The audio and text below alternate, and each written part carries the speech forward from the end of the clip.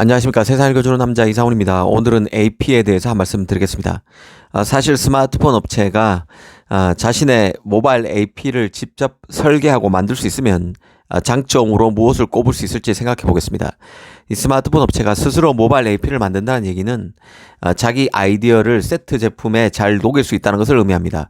아무래도 스스로 모바일 AP를 설계하면 그 스마트폰의 정체성이나 특징에 맞춰서 하드웨어에 최적화된 모바일 AP를 설계할 수 있습니다. 역으로 보면 자신의 스마트폰에 남이 설계한 모바일 AP를 탑재한다는 뜻은 남한테 내 것을 오픈해야 한다는 뜻이고 제작 비용, 그 돈도 더 많이 들어갑니다. AP 업체가 스마트폰 업체의 요구사항에 잘 따라주지 않을 수도 있습니다. 삼성이 엑시노스를 자신의 스마트폰에 탑재하지 못한다는 사실은 단순히 퀄컴의 AP가 삼성 엑시노스보다 성능 면에서 더 뛰어나니 스냅드래곤을 전량 탑재했다고만 보기에는 그 시사하는 바가 그리 만만치 단순하지 않습니다. 이 폰을 만드는 삼성 입장에서는 자신의 AP를 탑재할 수 있어야 진정한 명품 폰 업체가 될 수 있다는 뜻입니다. 그 AP 얘기를 꺼낸 것은 중국 때문입니다. 하웨이가 미국 정부의 규제 대상이 되면서 TSMC로부터 칩을 제작하지 못하게 됐죠.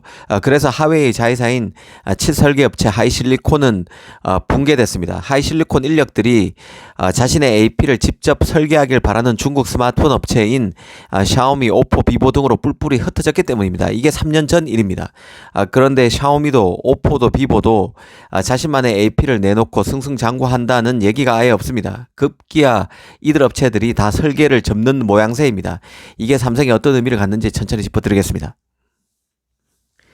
사실 그 하이실리콘 인력을 흡수해서 자신만의 AP를 만들겠다고 적극적으로 뛰어든 업체는 오포가 가장 돋보였습니다.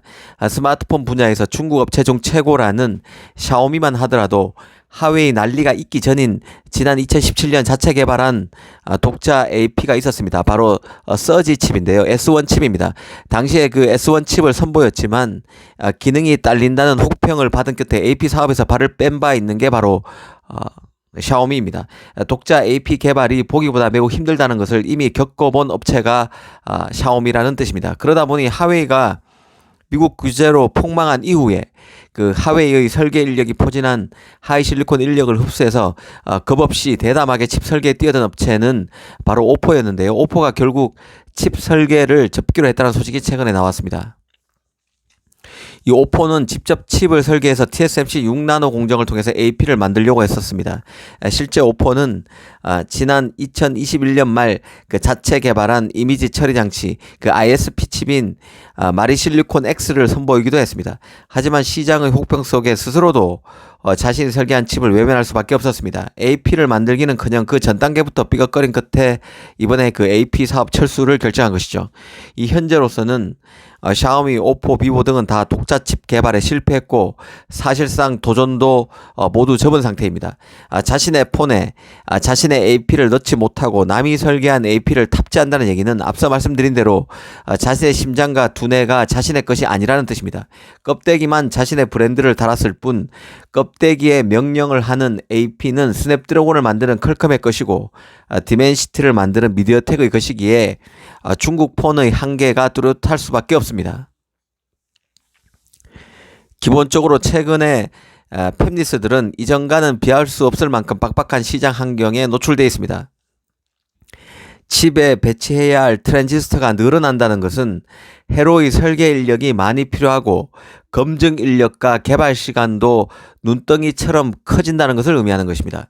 칩이 고도화되면서 파운드리의 제조 역시 복잡해져서 칩을 주문해서 직접 받아보기까지 걸리는 그 리드 타임도 갈수록 길어지고 있습니다. 팹리스가 칩을 개발하는 과정에서 한번 삐끗하면 그만큼 개발 비용 상승이란 값비싼 대가를 치러야 한다는 뜻이기도 합니다. 칩 설계라는 게 메모리, 파운드리 등 반도체의 다른 분야보다 진입 장벽이 낮은 것은 맞습니다.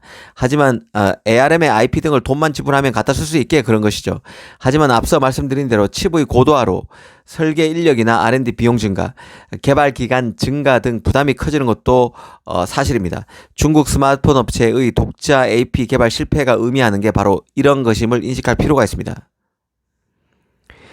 삼성 입장에서는 최고의 스마트폰 업체에 걸맞는 AP를 빨리 스스로 만드는 게 하급합니다.